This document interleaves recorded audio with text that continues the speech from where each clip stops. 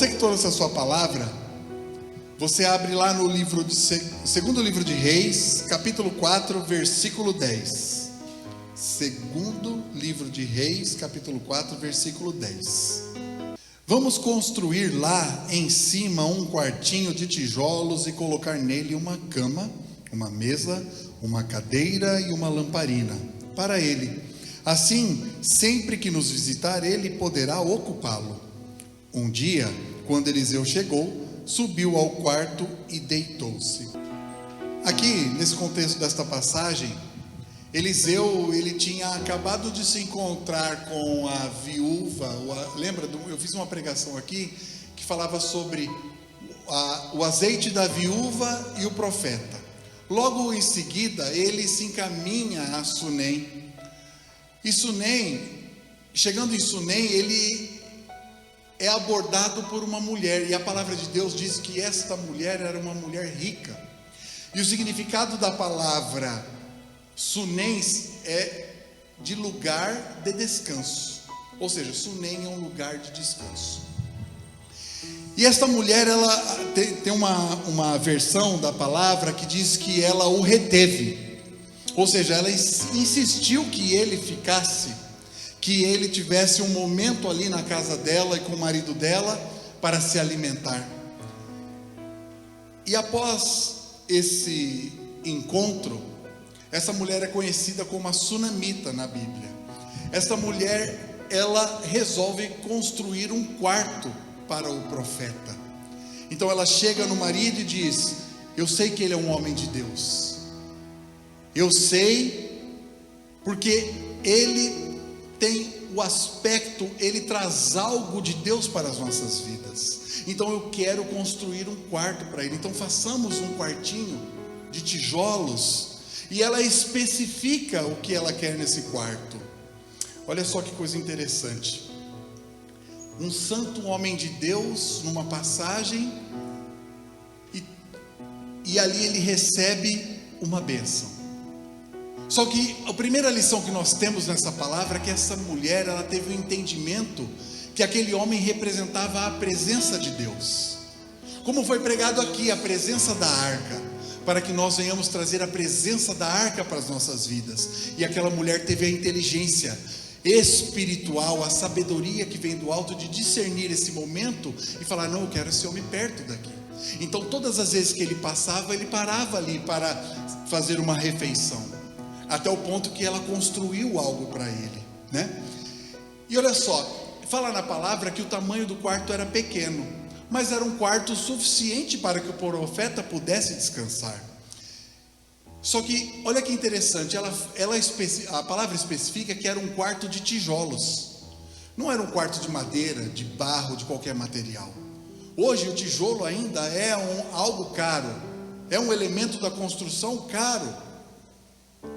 Ou seja, imagina naquela época. E o que nós aprendemos aqui? Que quando nós fazemos as coisas para Deus, para que haja prosperidade na nossa vida, nós temos que fazer o melhor.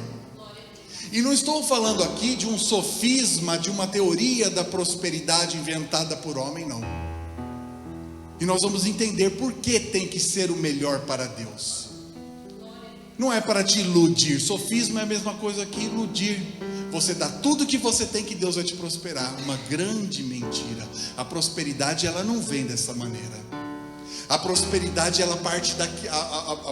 A entrega verdadeira parte aqui de dentro do coração, nas nossas atitudes, para que a gente alcance a prosperidade em Deus. E construir um quarto de tijolos. Essa prosperidade que eu estou falando para os irmãos é algo que tem que ser feita de coração. O que é fazer o melhor para Deus? Você reservar o seu melhor horário, o horário nobre da sua vida para Deus. Quando você orar, você se entregar verdadeiramente para Deus. Quando você for fazer algo para a obra, você faça realmente com verdade, com vontade, com dedicação. Não é fazer de qualquer jeito, é realmente pagar um preço, para que a gente possa alcançar o coração de Deus. Por quê? Porque Deus merece o melhor. Por que eu estou falando isso nesse momento? A minha esposa Carol, ela em um determinado dia, ela foi buscar algumas coisas que ela mandou arrumar. Chegando lá, a pessoa falou para ela assim: olha, eu fiz uma reforma aqui em casa, troquei o meu telhado, será que a igreja não está precisando lá de umas telhas velhas? Ou algum irmão? Gente, a igreja, as coisas de Deus, não é despojo, não é para você lançar dejetos na igreja, tem que ser o melhor. O que nós temos que aprender, o que essa mulher nos ensina neste momento, é o que não serve para nós, não serve para o próximo, não serve para a igreja, não serve para ninguém. Lixo tem que ser jogado no lixo. E as pessoas querem atingir uma prosperidade, fazendo de qualquer jeito, e não é assim. Jesus, ele diz na palavra: fizestes aos meus pequeninos, a mim fizeste.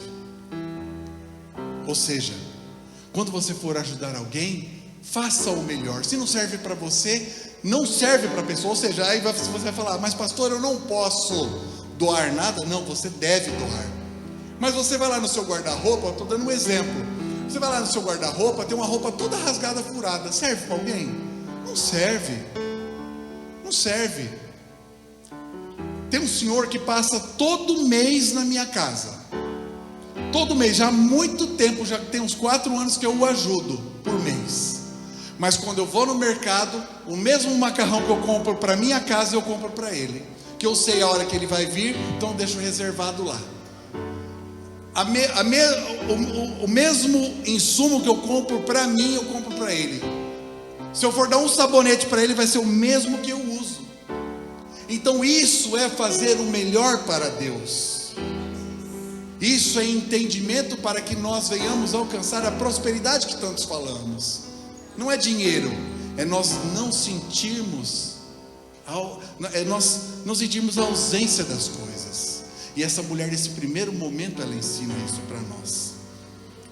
Interessante que a palavra, ela detalha. Até estava pensando, quando eu estava escrevendo essa mensagem, em escrever as crônicas do quarto do profeta. Uma cama, uma mesa, uma cadeira e uma lamparina ou candeeiro. Olha só que coisa linda.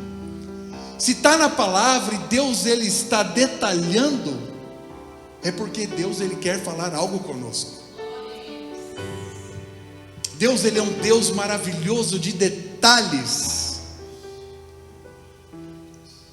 E cada utensílio desse, que é apontado na palavra, vai trazer algumas verdades espirituais para a nossa vida. Amém? Então, Deus, ele não detalha, porque a palavra, convenhamos, a palavra não poderia estar assim: vou construir um quarto para o profeta, e vou colocar alguma coisa lá, ou vou construir um quarto para o profeta. Subentende que esse quarto vai estar completo.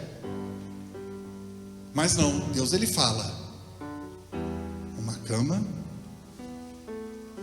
uma mesa, uma cadeira e um candeeiro. Então vamos para o primeiro utensílio, uma cama. Aí a palavra vem e diz que a primeira coisa que o profeta fez ao chegar no seu quarto foi deitar-se. Chegou e deu já um tibum na cama. E o que representa a cama? A cama é um lugar de descanso, de repouso. Eu creio que todos concordam comigo. E quando nós olhamos para a parte espiritual, quando nós falamos em repouso, em descanso, nós lembramos que existe 2 tipos de descanso: o descanso físico e o descanso espiritual. E esses 2 tipos de descanso devem andar juntos. E nós vamos entender isso. O descanso físico, ele engloba o corpo e a mente.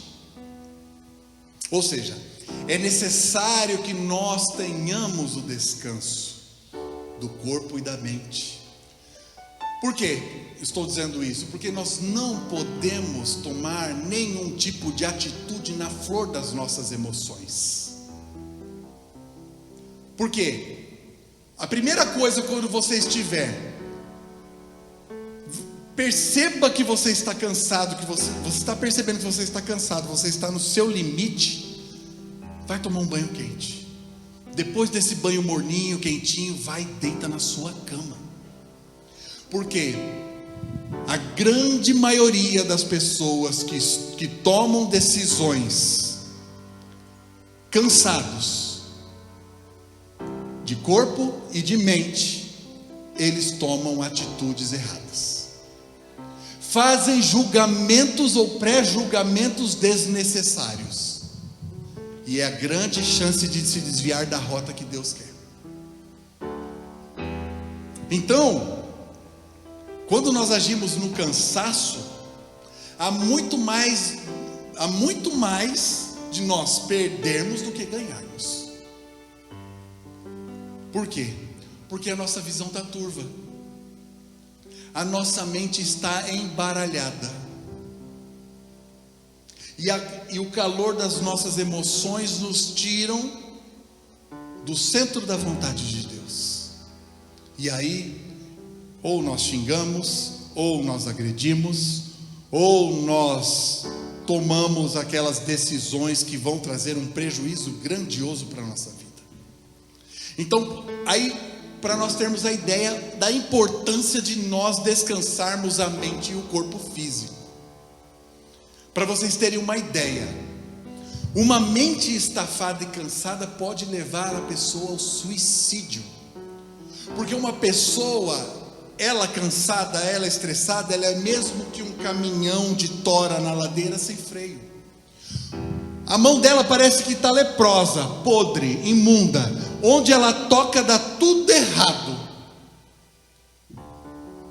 O que ela faz dá tudo errado. Aí sabe o que ela pensa? O errado aqui sou eu. Então eu tiro a minha vida e cessa tudo. Olha só o poder do cansaço de uma pessoa, o que faz com ela. São atitudes extremas, uma pessoa tirar a própria vida. Então nós temos que nos atentar para o cansaço, não é uma brincadeira. E uma mente oxigenada, um corpo descansado, pode notar como a visão muda, pode notar como a perspectiva muda, o ânimo muda, a atitude muda. Então é momento de muitas vezes nós pararmos e deitarmos na cama realmente. Pode ver que quando você estuda muito, aí tem uma hora que você chega, você já não está processando mais aquilo, porque sua mente já criou um bloqueio, ela está precisando oxigenar. Aí você para e dorme 40 minutos, vamos dar um exemplo. Quando você acorda, há uma necessidade de voltar a ler, uma necessidade de você voltar a estudar, e você produz muito mais. Então olha só como Deus é perfeito no ensinamento que Ele traz, o descanso do corpo físico. Aí entra o descanso espiritual, que se subdivide em dois, que é se renovar em Deus e esperar em Deus. O primeiro, que é se renovar, buscar um refrigério, é quando Deus começa a trabalhar no nosso interior. Quando nós permitirmos que Deus, Ele através da tua palavra, Ele venha trazer um bálsamo para nós. Então aqueles dias de angústias vão ficando de lado, porque você sabe recorrer.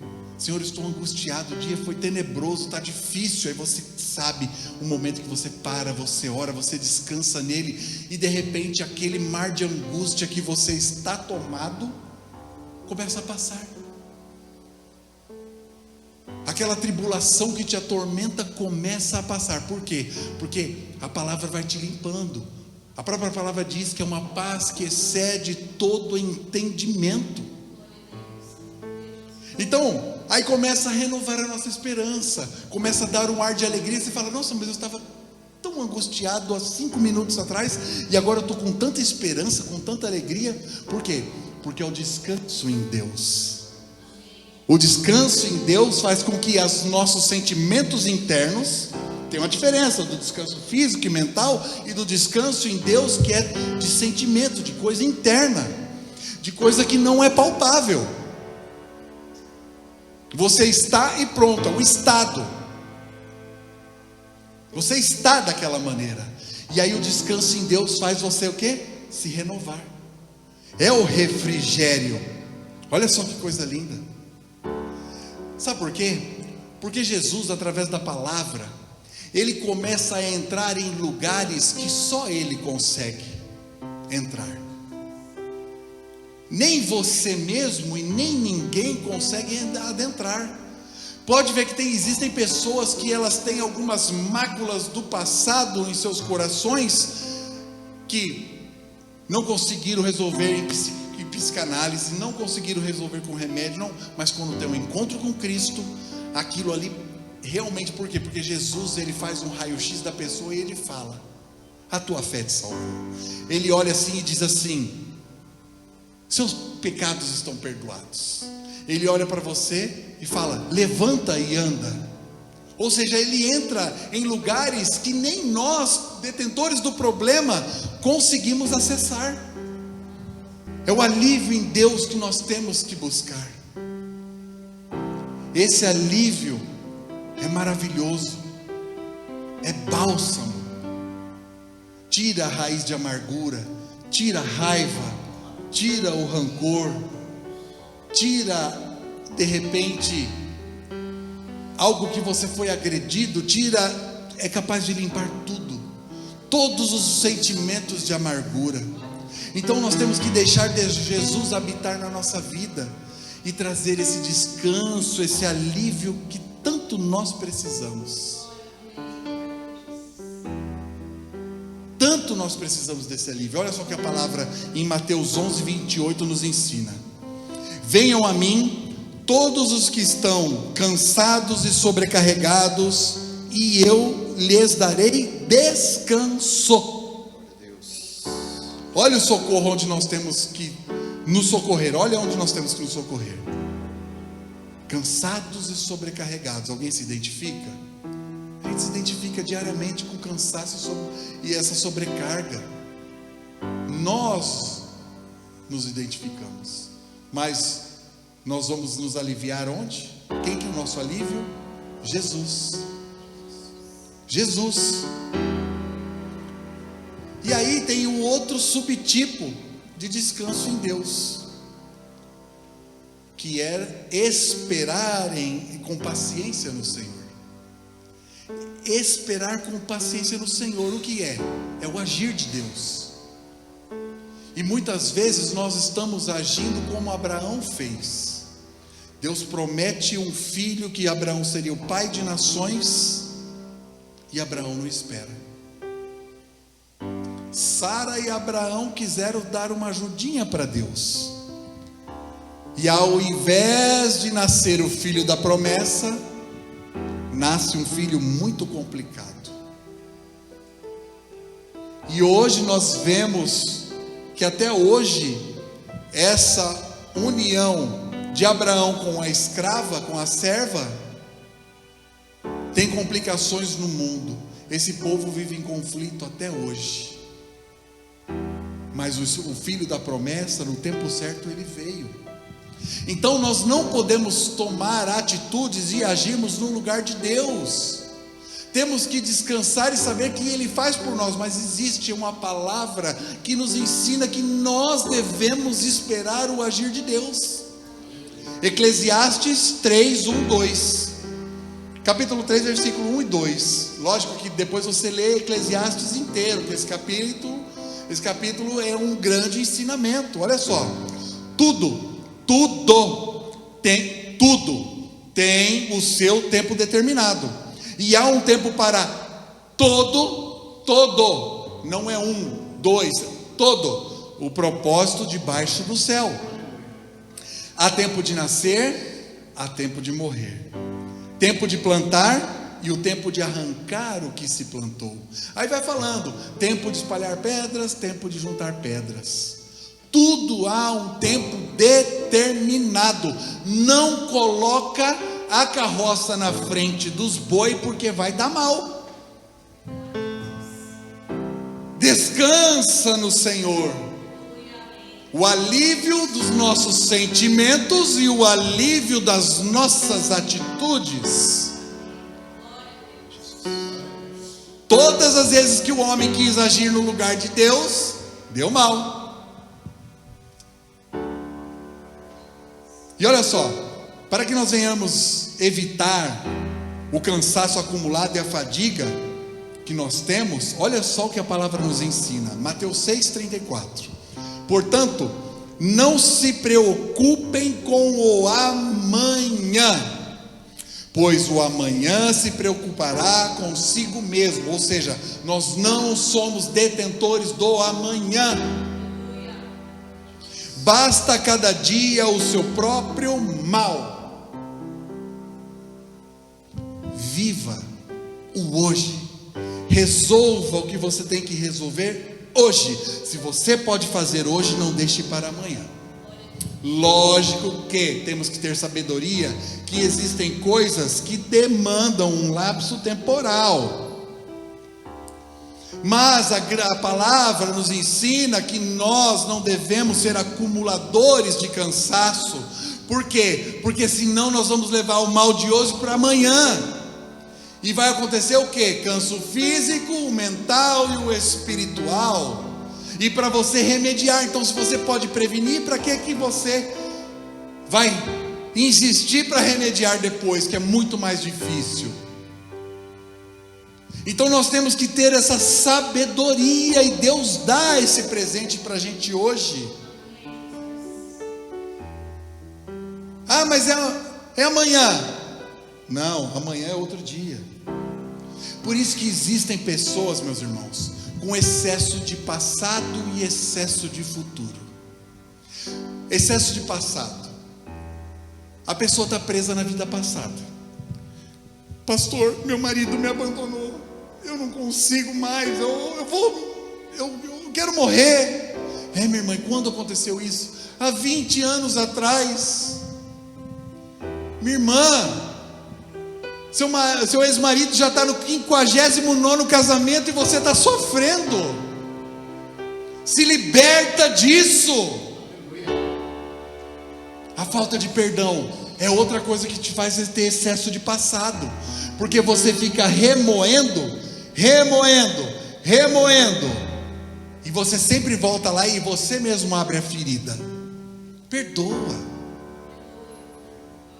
O dia que eu perdoei, o meu fardo ficou mais leve. Eu sei que o problema existe lá, mas agora está mais leve, eu nem lembro. E quando eu lembro, falo, puxa vida, poderia ser diferente, mas já não tem mais aquela mágoa, aquele rancor no meu coração. Porque eu decidi perdoar. Mesmo que eu não fui o incitador, mas eu decidi perdoar. E aí também tem aquela questão das acusações. A pessoa está no passado dela e ela, não, eu não vou para frente porque fui mal no passado, eu fui isso, eu fui aquilo. Tem um senhor que é um catador de reciclagem, que um dia ele estava deitado na calçada, eu fui ver se ele estava precisando de alguma coisa, eu fiz amizade com ele. E aí eu vi que ele estava levemente embriagado, mas eu ajudei ele nas reciclagens, ajeitei ele lá no chão e começamos a conversar. E aí eu repreendi o mal, orei por ele e ele começou a chorar. E ele me falou que ele foi muito mal com a família. Ele tem uma família toda estruturada aqui em Campo Grande, e ele mora debaixo de um carrinho de reciclagem. E eu falei para ele, fulano, eu te levo na tua família, eu vou lá conversar. Não, eu sou muito mal. Enquanto ele tiver aquela acusação apontando para ele mesmo se autoacusando, ele não vai se reconciliar com a família. E todas as vezes que ele aparece e me procura, eu bato nessa tecla, eu oro por ele, e ali ele vai pensativo. Aí ele fica pensativo por um tempo, ele some um pouco, depois ele volta. Mas nós vamos plantar, vou semear naquela terra, até que ele tenha esse entendimento que quem nos acusa é o inimigo, e que Jesus está apto para nos receber, nos abençoar, nos perdoar, já nos perdoou no milagre da cruz. Então nós temos que parar com isso. E aí tem aquelas pessoas que estão presas no futuro, elas projetam a vida delas para aquilo que elas nem sabem que vai acontecer. Elas lançam a vida delas por projeção. Mas quando eu me aposentar, mas aí eu tenho que fazer uma poupança, porque quando eu me aposentar, ou quando acontecer tal coisa, está no campo da hipótese.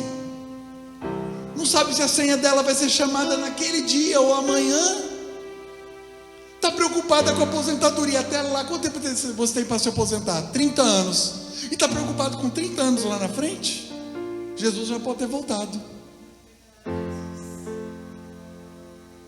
E aí? É o excesso de futuro. A pessoa só se preocupa só com o amanhã. Não, eu tenho que guardar, juntar meu dinheiro, juntar não sei o que lá. Está deixando de viver. Está deixando de fazer uma boa viagem, está deixando de comer uma boa comida, porque está acumulando. Aí acumulou a vida inteira, aí vai gastar tudo, porque ficou doente, não vai poder aproveitar, vai ter que gastar todo o dinheiro para compensar lá a saúde. Então é ignorância da nossa parte, falta de sabedoria e entendimento que nós não podemos projetar a nossa vida. Lógico que sonhar não custa nada. Ter sonhos e planos é importante. Deus fala sobre os sonhos. Nós podemos projetar sonhos, mas não podemos colocar como cativa a nossa vida no futuro. E é isso que nós temos que ter, essa sabedoria. E aí Salmo 91, 1 e 2 diz: aquele que habita no abrigo do Altíssimo e descansa à sombra do Todo-Poderoso, pode dizer ao Senhor: tu és o meu refúgio e a minha fortaleza, o meu Deus em quem confio. Só encontramos descanso e paz de espírito em Deus. É em nosso descanso, é com a mente descansada, com o corpo descansado, que Deus vai falar conosco, que vai te dar um sonho, que você vai ouvir uma palavra e vai entrar no seu coração e falar: oh, Deus falou comigo, mas eu estou com o coração apto para receber. Eu estou com o coração aqui, estou recebendo, agora eu estou entendendo o que Deus quer comigo. Imagina, se você não consegue nem dominar as suas atitudes com a mente e o corpo, e com o espírito atribulado, cansado, desgastado, sobrecarregado, você acha que você vai conseguir ouvir Deus? Entenderam a importância que tem o descanso no Senhor? Então, quando você tiver de mente atribulada, coração sujo, flor das emoções faltando explodir, se recomponha, descanse, busque a Deus, busque o refrigério no Senhor, descanse sua mente. Esse é o fator fundamental do descanso, da cama. Para os irmãos terem uma ideia, na academia de polícia eu tive uma aula em que você descia de uma viatura com um fuzil e com uma pistola no seu coldre. E quando você descia, um professor grudava no seu colete atrás, e ao som da voz dele atrás de você, segurando, te guiando para lá e para cá, ele te dava os comandos para você adentrar num lugar supostamente habitado, de difícil acesso, com terroristas, pessoas reféns e assim por diante. E você não podia perder a sua concentração no foco, senão você mataria um inocente, porque você ia atirar, ia dar um tiro real naqueles alvos. Só que tinha um bônus.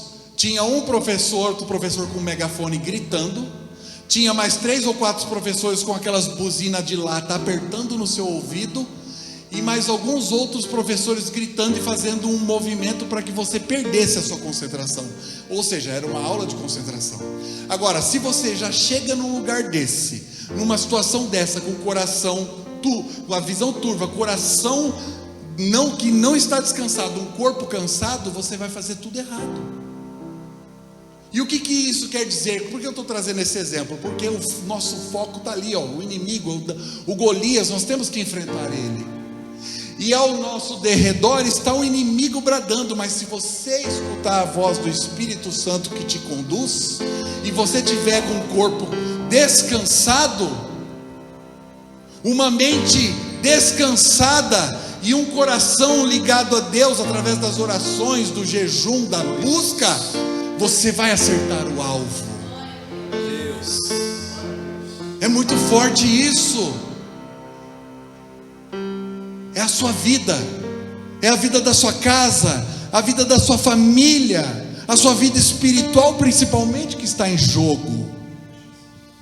E o objetivo é você voltar para casa. E aí nós vamos para o segundo item, a mesa. Agora a mesa, eu sou apaixonado na mesa. Depois que eu entendi o fundamento da mesa, a mesa é um lugar de comunhão. A mesa não é só para você apoiar o seu prato e você se alimentar, para você colocar um livro e estudar, para você sentar e bater um papo. É muito mais que isso, é a comunhão. Nem tanto nos instantes finais de Cristo aqui na terra, na última ceia, aquela que nós todo primeiro domingo do mês nós celebramos, foi celebrada a mesa. O momento em que foram reveladas muitas coisas, inclusive a traição, foi na mesa. Porque Jesus, ele estava num momento de intimidade com seus discípulos. Muita intimidade. Olha só o que a palavra diz. Lucas, ele narra da seguinte maneira. Lucas 22, 13 e 14. Eles saíram e encontraram tudo como Jesus lhes tinha dito. Então prepararam a Páscoa. Quando chegou a hora, para tudo tem hora. Quando chegou a hora, Jesus e os seus apóstolos reclinaram-se à mesa. Olha, reclinaram-se, olha Deus falando da mesa, da comunhão na mesa. É diferente. Trazendo para a nossa realidade, bom era o tempo em que a família tradicional se reunia à mesa. O pai tinha o seu lugar, a mãe tinha o seu lugar, os filhos tinham os seus lugares. A comida era servida de uma maneira organizada, com ordem e decência.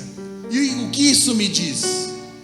Que tinha referência, que tinha hierarquia. Dali se extraíam muitos ensinamentos para que o menino fosse bem na escola, que o trabalhador fosse excelente no seu trabalho. A mesa faz falta. A mesa gera memórias. Memórias. Quer ver como é verdade, como gera memórias? Na mesa, sentado à mesa, existe muito ensinamento, comunhão, diálogo, estreitamento de laços, de todas as ordens, matrimonial, com filho, com amigo. Quando você chama o pastor para um gabinete, ele se senta à mesa com você. Comunhão. Para vocês terem essa real noção que a mesa, ela produz memórias. Esses tempos eu estava tomando um café de manhã, tenho esse costume de nós tomarmos um cafezinho no serviço, de 15 minutinhos, e um amigo falou assim: bom era o tempo do café feito na hora, e quando vinha aquele pãozinho francês, que a gente passava aquela manteiguinha e molhava no pão, no copinho americano e comia. Aquilo ali é a mesma coisa que me desligou daquele lugar onde eu estava e me levou lá para a minha infância. Gera memória. Aí eu me vi entrando na casa da minha avó, eu descendo uma escada, Chegando na casa dela, uma casa bem simples. A cortina era uma cortina de fios. Não sei se você já viu essa cortina de fios. Era daquela esteira, né, que tem no chão. Aí fazia o fio dela. Então era facilmente, e a gente, como era gurizada, a gente vivia se enroscando naquela ali. Minha avó: menino, você vai estragar a minha porta. E aí quando eu entro naquele ambiente, eu já olho à esquerda uma pia, um fogão de aba azul. Aí eu vejo um armário de ferro, uma geladeira de uma porta, que só um adulto conseguia abrir. Quando abria aquela geladeira, o freezer era sem tampa. E aí tinha uma mesa encostada aqui na parede. Tinha até o sinal de quando meu pai e minha mãe namoravam, que o meu avô ficava sentado na cadeira assim, olhando os dois namorar. Olha a referência na mesa. Olha o que acontecia na mesa antigamente. O respeito. E aí eu lembro que as cadeiras eram cadeiras de ferro, encapada com couro, e era de mola. E em cima da mesa tinha um pacote de pão francês, os copinhos americanos, o cafezinho que o meu avô tinha acabado de fazer, um potinho de manteiga e aquela gurizada. Estavam os netos, os filhos, e ela era aquela comunhão. Era aquela comunhão. E olha como a mesa gera memória. Quem não está sentado junto à mesa não gera memória no futuro. E Deus é um Deus de memória. Todas as vezes já ouviu falar o Deus de Abraão, de Isaac e Jacó. Por que fala isso? Porque é um Deus de memória. E é momento de nós resgatarmos a comunhão à mesa. De maneira urgente, os nossos lares precisam dessa comunhão. Faz a caixinha do celular, coloca lá o celular dentro. Pessoas mais saudáveis, relacionamentos mais saudáveis, filhos mais saudáveis. De maneira psicológica e relacional. Pode notar uma família muito saudável, que você vê que ela destoa das demais pessoas, filho, a postura, tudo. Primeiro que elas estão em Cristo.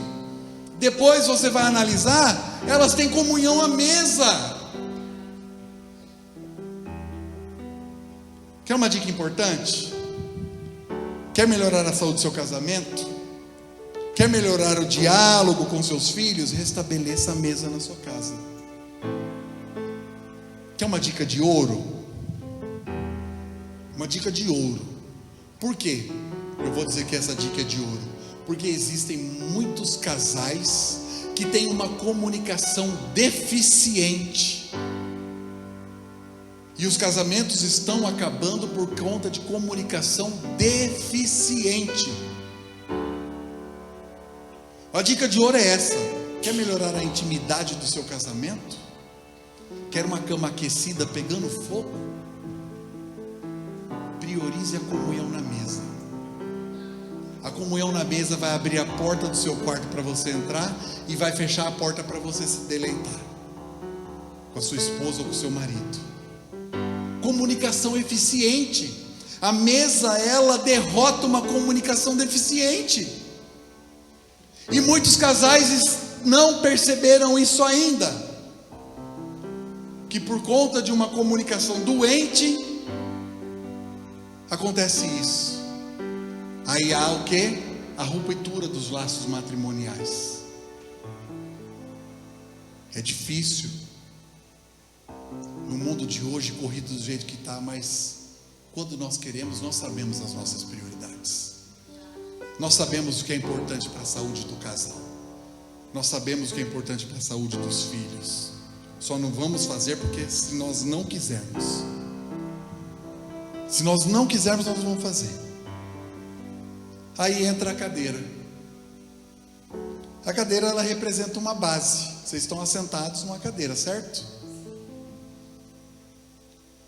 E essa cadeira, ela tem um formato para sustentar o seu peso. E por que ela tem? Porque ela é base. Para que ela serve? Primeiro, você se assenta e se você tem uma comunhão junto à mesa, ela serve para isso. Depois, para você se alimentar, você tem uma base, uma estrutura que te suporta para você se alimentar, para você aprender. Por que tem mesa e cadeira nas escolas? É uma forma de comunhão, a comunhão com o ensino. É uma forma de você ter a base para que você tenha um conforto e você aprenda. Então, você também tem essa cadeira para você se assentar e falar e escutar. Olha a função, ela te leva a isso, para estudar também. Então, ela é um utensílio ideal que tira o nosso movimento, e o nosso corpo ele reage de uma forma diferente quando nós estamos assentados. Essa é a função da cadeira. E se nós não temos essa base, nós vamos desequilibrar. Nós precisamos de uma base. E a cadeira faz com que você realmente esteja, quando você se assenta, você vai estar preparado para alguma coisa. Pode ver, quando as pessoas querem prestar atenção em alguma coisa, elas param um movimento. E às vezes é melhor sentar, porque ficar em pé, às vezes você não consegue observar como você tem que observar. E aí você se assenta. E aí você consegue observar melhor. Olha a função da mesa, da cadeira. E que estrutura é essa que faz com que nós venhamos nos assentar e nos sustentar? Porque em tudo na vida, se nós não temos uma base sólida, nós vamos perecer. Em tudo nós temos que ter uma base sólida. Nos estudos tem que ter uma base sólida. Na família tem que ter uma base sólida. Na vida espiritual, uma base firmada em Cristo, base sólida. Jesus é a rocha. Então nós temos, e quando nós falamos nesta base, nós podemos dizer que ela é a própria palavra de Deus, é a própria estrutura que Deus nos dá.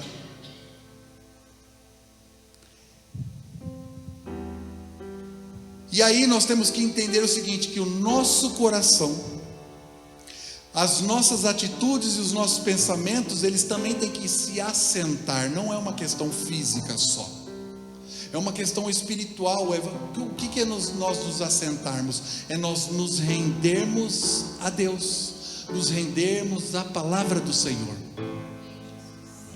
E se nós não tivermos assentados, a nossa vida vai andar sempre sinuosa. E é uma questão de escolha. Você se assentar é uma questão de escolha. Tem gente que não consegue se sentar, vive num mar de tribulação, parece que tem um formigueiro na poupança.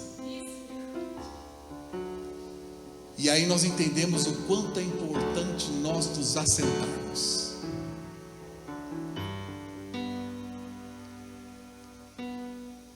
A escolha é nossa. Escolha se assentar para tomar um café com a sua esposa, com o seu marido, para conversar com seus filhos, para ter uma comunhão com Deus. Estou sozinho, eu vou me assentar sim. Se assente, faça um café com Cristo. Senhor, coloquei um cafezinho. Já ouvi falar que teve uma pessoa que colocava a xícara dela com café e colocava a xícara dela para Jesus. Então ela se assentava, ela e Deus. A minha esposa fez muito tempo isso depois da morte da minha sogra.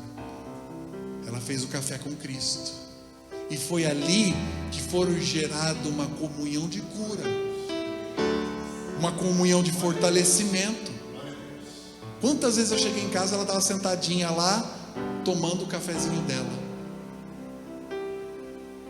Então, esse entendimento que Deus nos traz acerca da cadeira, do ato de se assentar. O ato de nos assentarmos faz com que a gente sente junto à mesa. E esse ato de sentar junto à mesa resgata valores, cria memórias, fortalece relacionamentos. É um conjunto, porque o conjunto da obra de Deus é um conjunto perfeito. é um conjunto perfeito, não tem falha. Quando falarem para você que Jesus, Deus, ele escreve certo por linhas certas, ou tortas, está errado. Pode esquecer. Deus, ele é certo, reto em tudo. É letra certa, palavra certa, linha certa, linha reta, tudo reto.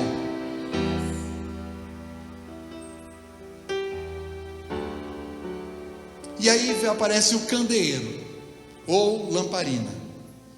E o que representa o candeeiro e a lamparina? A luz. É aquela que vem para iluminar o nosso caminho. Ou seja, ela fica acesa. Eu cheguei aqui hoje na igreja para abrir a igreja, estava escura. Eu vim e acendi a luz. Ou seja, é a luz que ilumina as trevas. Esse é o papel do candeeiro. E para acender um candeeiro naquela época era necessário um pavio e óleo. E esse pavio somos nós. E o óleo é a unção de Deus. Quando unida junto com o pavio, forma combustão, que quando acende, passa a iluminar. Podemos dizer que a luz do candeeiro é o próprio Cristo, que é a luz do mundo. Só que ele nos deixou a boa obra dele para que a gente viesse a iluminar. Por quê? Porque a luz de Deus, ela deve ser revelada e não escondida. E revela como? Através das nossas vidas. A luz de Deus não é para ser colocada debaixo da cama, debaixo da mesa, debaixo da cadeira. A luz de Deus é para ser colocada em cima, iluminando trajetos, caminhos, vidas. Iluminando, iluminando, iluminando.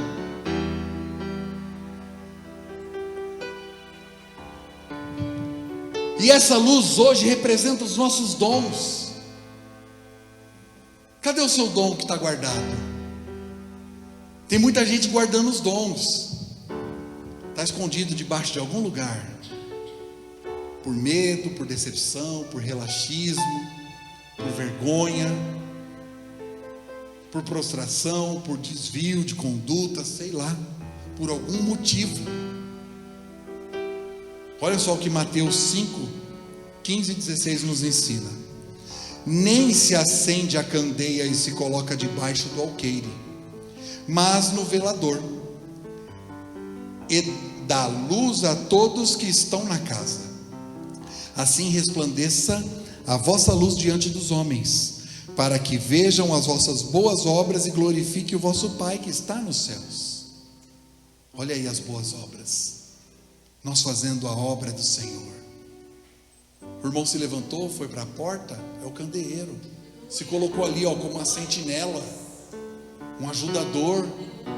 Se colocou, está iluminando de alguma forma, está iluminando, fazendo a obra. Não quer ficar parado na obra, não quer deixar o dom morrer. O fato de ficar na porta não é menos e nem mais. Está na obra, fazendo a obra, está levando música para quem precisa.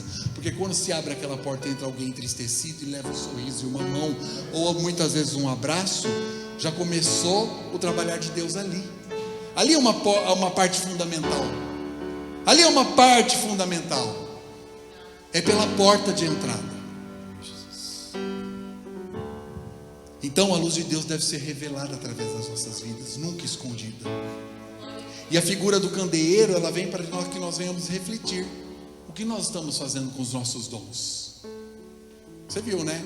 Não tenho dom nenhum para cantar, mas eu sou esforçado. Deus se agrada. Aí fala, o pastor André é o maluquinho da igreja, a segunda voz da igreja. E eu canto mesmo. Ai, que vontade de cantar igual o pastor André. Canta, meu irmão. Eu não estou ligando para quem está do meu lado, não. Só tampa o ouvido. Por quê? Porque eu faço com amor para Deus. Não estou nem preocupado. Deus vai dar a afinação uma hora para mim, de repente, né? Então hoje é um momento de aprendizado que nós estamos tendo, de reflexão em relação ao nosso cansaço e ao nosso descanso. em relação à nossa comunhão à mesa, em relação à nossa posição, se nós estamos assentados ou nós estamos correndo uma vida maluca.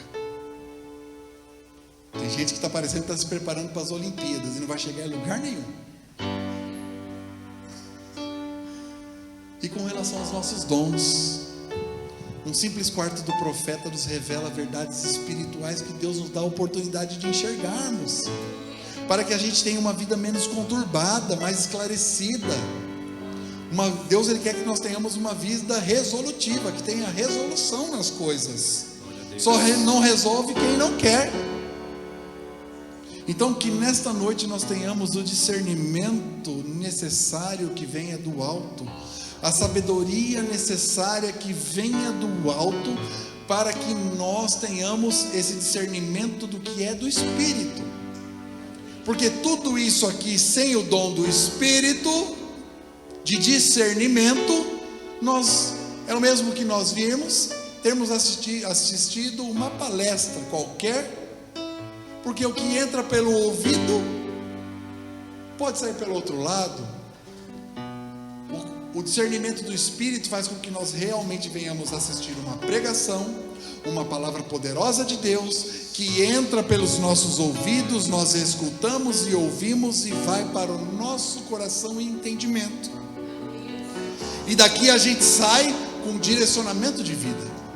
Então, que esta palavra, que vocês recebam esta palavra como uma palavra de instrução, ensinamento, e que abra o entendimento espiritual de cada um de vocês.